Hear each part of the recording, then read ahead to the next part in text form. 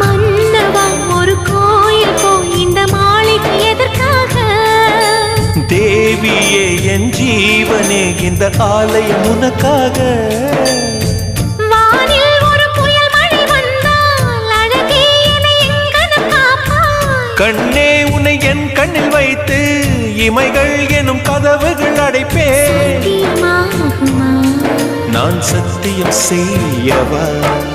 தொடு தொடுவெனவே வானவில் என்னை தூரத்தில் அழைக்கின்ற நேரம்.